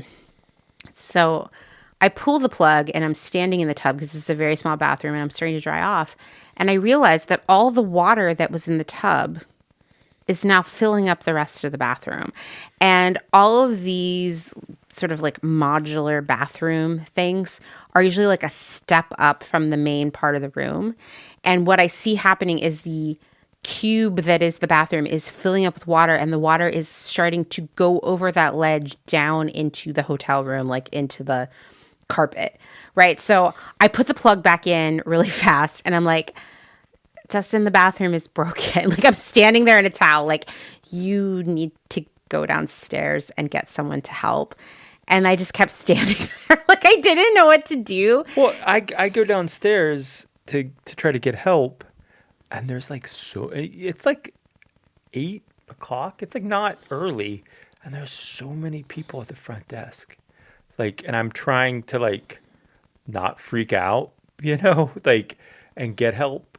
And yeah, finally I do. And they came up, and I'm this person who's always like, it's my fault. I did something wrong. But I literally it turns out the bathroom was broken, and they pulled a piece out and were able to fix something, and then all the water went away. But we're like the kind of people who we want to be polite, respectful of local customs and everything around us, and just be all in all like really good guests when we're traveling. And so this was like my nightmare, like that I was flooding the hotel room, but it all worked out just fine.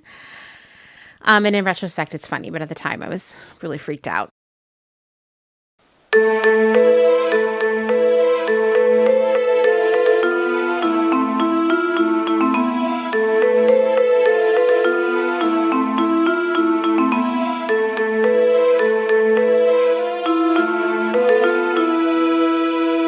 Dustin, what would you say is like your favorite thing about Japan? Because we've gone there at least 10 times together at this point. Why do we keep going back? I mean, it's funny because when you tell people that, they instantly assume that like you're obsessed with something culturally there, like that we're like, like I'm still obsessed with, giant robots or something, which, I mean, I still do love giant robots. It's someone who obsessed over, Robotech as like a small child. But it's just like the density is amazing. The fact that everything is just polite and nice, and that I've still seen so little of it. Like I as many times as we've gone, and we're starting to go to more places, but like I've barely seen any of it. Like, Yeah, like, there's still so much more to see. I mean, my favorite thing about Japan is how incredible the transportation system is there. And you can literally get anywhere in that country without getting in a car. And I've taken trains that are like one car long up into the mountains to a town of like a few hundred people, because there's always a way to get somewhere. And it makes me jealous, honestly, because we have nothing like that here. And the trains are affordable and they're reliable and they're everywhere. there's always a way to get somewhere. Like, for example, I used to be afraid of taking the bus in Japan because how much you pay on the fare on the bus depends on where you're going and where you're getting off. And so when you get on the bus, there'll be a screen at the front that tells you the different prices depending on the stop. But you used to have to pay exact change, and this was a source of anxiety for me. But now you can tap your phone with your Suica card the same way you would to take the subway or any other train. So now this has opened up the world of buses to me. And we took this bus from like downtown Beppu, like from the train station there, up through the mountains to a town about an hour away up in a sort of like valley at a much higher elevation. The town is called Yufuin. And that on that hour-long city bus ride, we went through a national park. We went through multiple different sort of like climates, right? There was snow on the ground for a while. We were like kind of like very close to the top of the volcanic mountain. We passed amusement parks and this winding path up the mountains. We went across crazy bridges. It was incredible. The view was stunning, and it was like an experience in itself. And it was a city bus. Yeah, that was really, really wild. It was like if you took a bus up to like Big Bear or something. It wouldn't be from like LA. It would be so like somewhere in like the valley. Like if you took a bus up to there, because it was like windy and it was amazing, and that was really like just really, really cool to. And it was wild when people would get off along that path. I know sometimes I'd be like, where's that person going? There's literally nothing there. Because yes, there were people who were maybe going up to experience nature, go, do some outdoor sports, go to these amusement parks. But there are also just people commuting for work. And it was surreal. Like there was that one stop where we stopped and people got off and I was like, there's literally nothing here. Like where are they going next? And it was amazing. And that's just like something I love about Japan is the ability to get everywhere. And like I said, I'm really jealous of it. What is one piece of advice that you would give travelers? It's not, like once you're there, it's not expensive. Like you can get around via public transit really affordably and go and do anything, and now that the bus anxiety is gone, that's great. And food, like, yes, like anywhere, you can spend bottomless sums of money if you wanted to. Yeah. Like there are places. But at the same time, you can go to like between, 7-Eleven and all of that and all of the like cheap sushi go round kind of spots. And just and honestly, if you're not veggie, all the street food stuff or the plate, I forget the term for it, where, you order from the little machine out front and then they deliver it inside. And those are so cheap. There's so much cheap food. And like, so you could do that to really maximize what you're spending and then treat yourself, to something nice or don't, because honestly, it's not like any of that is bad. It's just like, yeah, you could go have this fancier version of it or a better version of it, but still like, you go to like a Kura Sushi, spend $5 and think about that. If you're in Austin, you're going to go to one, spend, 30 and it's going to be a quarter of the quality. Yeah. I mean, Kura Sushi is a great example of a resource that I use a lot in Japan because they're all over the place. And what's cool is that each of them have like location exclusive menu items. And they also have vegetarian options, way more than they used to, including fake fish. And you can order on the screen on the little like iPad at your table and it comes out on the conveyor belt, or you can pull stuff from the conveyor belt. I go there a lot to eat when I'm there by myself because I can spend $5 and leave full and satisfied and feel like I had a reasonably healthy meal. And there's so many other options like that. And I think that's something that I really want to call out here, that people are always like, oh, you must be rich because you go to Japan. And I'm like, actually, one, I'm not rich, but two, you can have an incredible experience in Japan and spend very little money. Like, yes, you're going to have to buy the ticket to get there. That is going to be the most expensive part of your trip. But we've gotten really good at like gaming the airfare system and making that work. But also like I stay in inexpensive hotels. I take public transportation everywhere. I'm not shopping nonstop. I'm mixing up what I eat and, eating at affordable places. And there are also so many amazing places you can visit that are free. The museums are very inexpensive. And even like we take the Shinkansen everywhere, which is a little bit more spendy, but you could take the overnight bus around the country for like $20.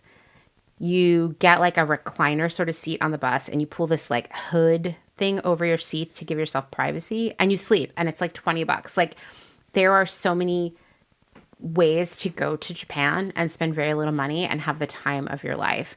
And I do want to just like call that out. Like to me, it's one of the most affordable places you can visit in the world and not need a car and feel safe being by yourself. And I think that's another reason that I keep going back.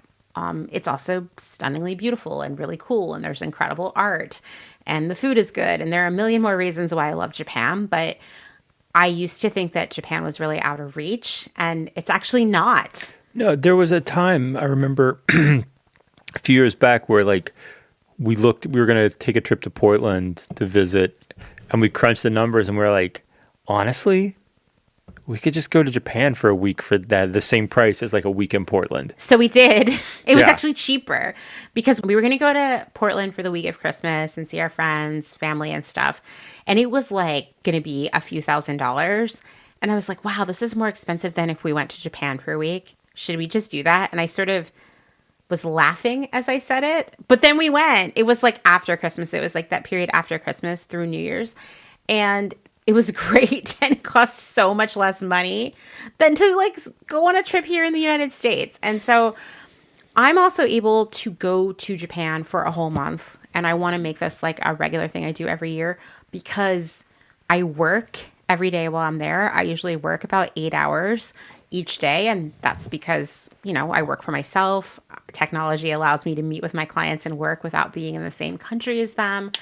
I also get up and start working at 5 a.m. on the weekdays when I'm there, which Dustin got to experience. It can be kind of a brutal schedule sometimes, but that is one reason I can be there because I'm not giving up a month of income.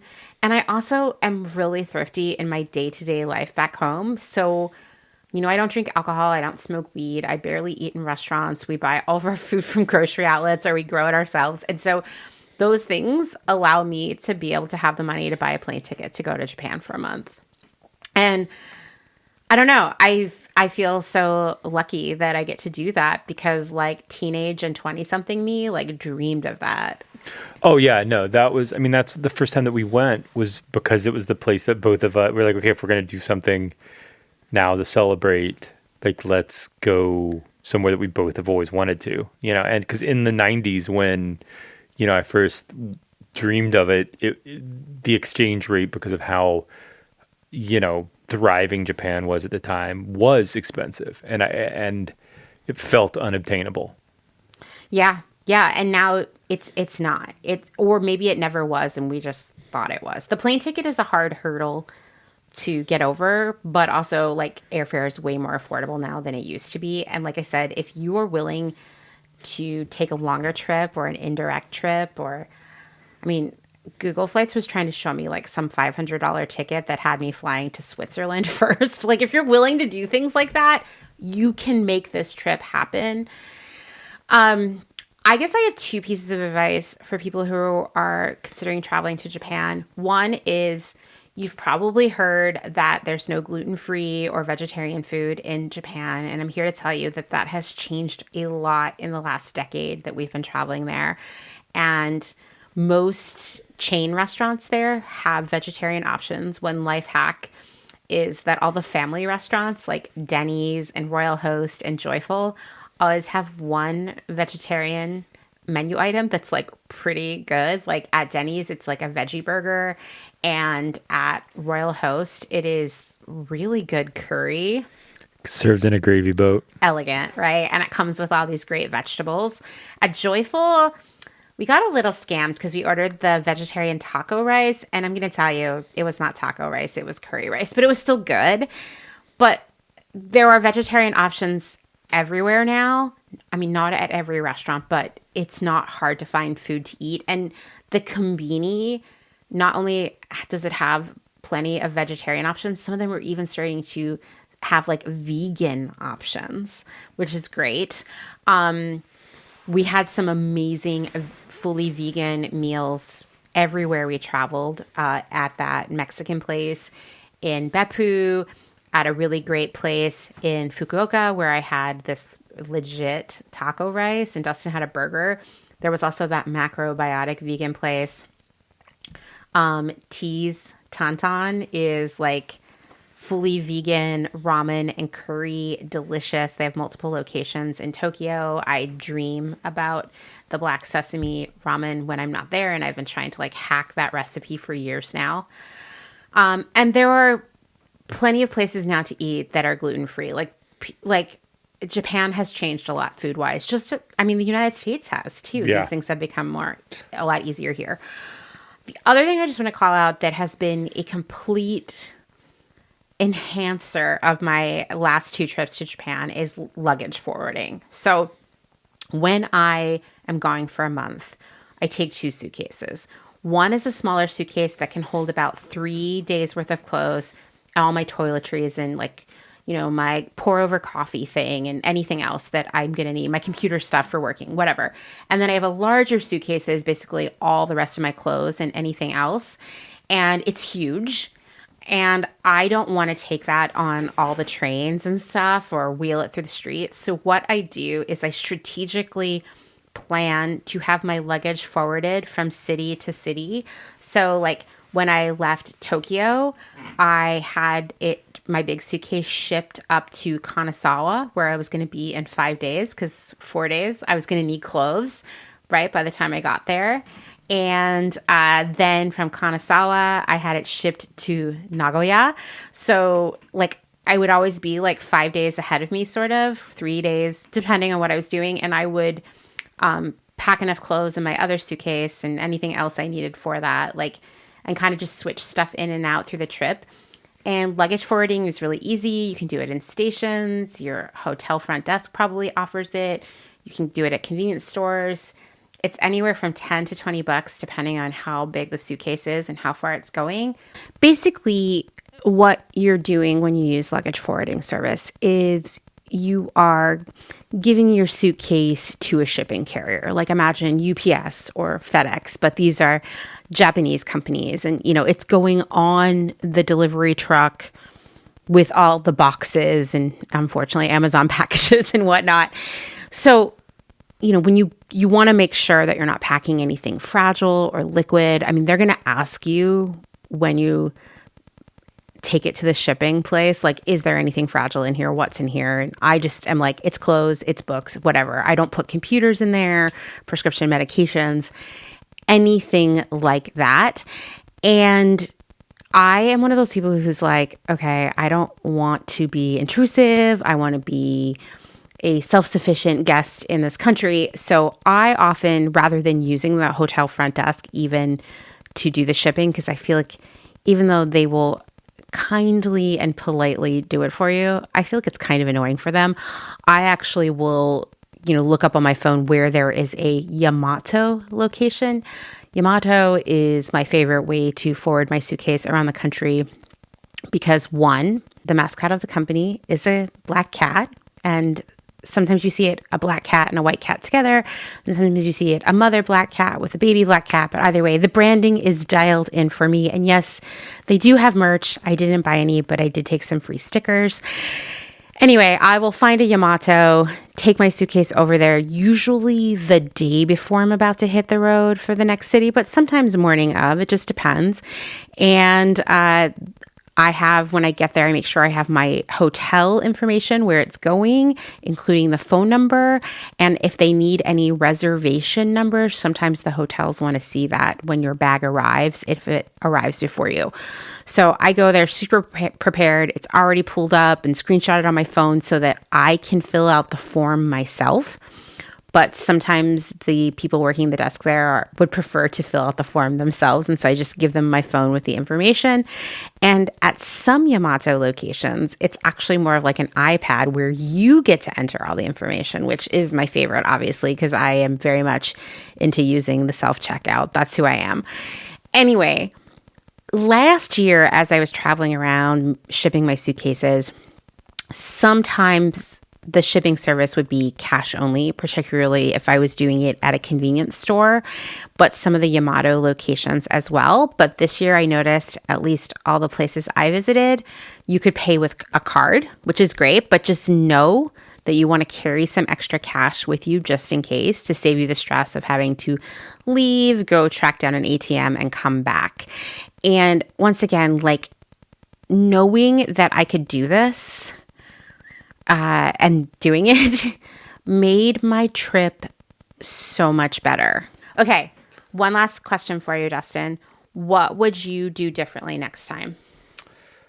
One thing is I think I'm going to pack less and just do laundry more because since every hotel has it and it's cheap, so then I'm just less stuff. That's one. I mean, and the other big thing is I just want to go more places. Yeah, but totally. Which isn't really like do differently. It's just like next time I just want more places because the more that we go to new places, it's just that's always what interests me the most is like, oh, here's this new city to experience. Or even like, even in Tokyo, I feel like there's still all these zones we haven't even gone to. Like, I especially, know. like it's wild. There's so much, yeah. Because it's such a sprawling city. It's like, like, not that it's the same culturally, but it's like, when you're in New York, do you go to Long Island? Like unless you have a particular reason to, but it's like that kind of distance of like, oh, well, there's all this other cool stuff right here. So I'm not going to go out there. But, like and it's like any city where like cool stuff gets pushed further out.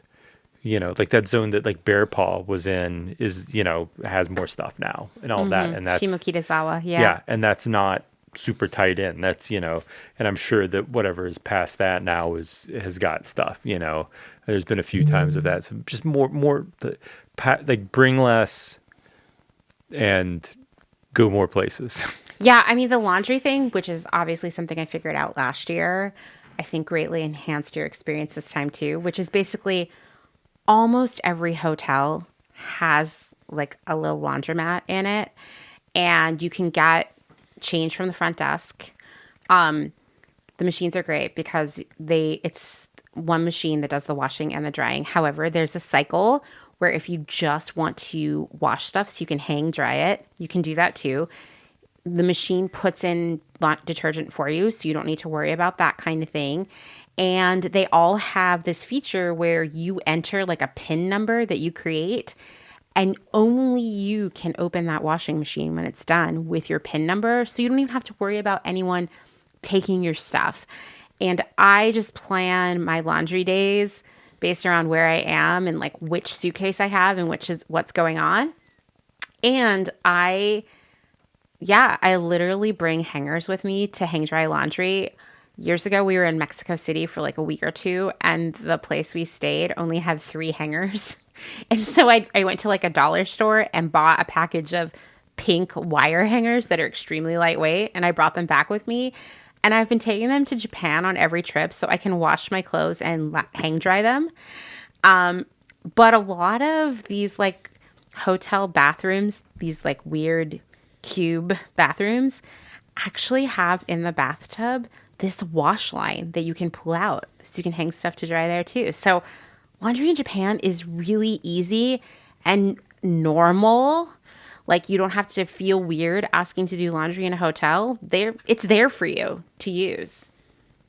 Yeah. I mean, and for me, like that just means I can bring less stuff, because I'm fine to, to do that. And so that's one less stuff to lug. It's not even like about bringing it as much as like lugging it around as we go from place to place. That reminds me of something that I was telling you about, Dustin. I have a very clear memory of walking to Kura Sushi and Nagoya and telling you about how many posts I have seen on the Japan travel subreddit where people go to Japan without anything. Maybe an empty suitcase, maybe not even. And they buy everything there. The suitcase, the clothes, the toiletries, everything. And it's like a humble brag to them. And I hate it. It makes me really angry, actually. It feels so wasteful. I can't even imagine behaving like that. And then bragging about it and recommending it to other people. I know. People are like, I don't even bring a toothbrush. Cool. Anyway, good for them. I hate it. No, it's like, yeah, you could buy stuff, but you don't need to buy a whole suitcase full of clothes.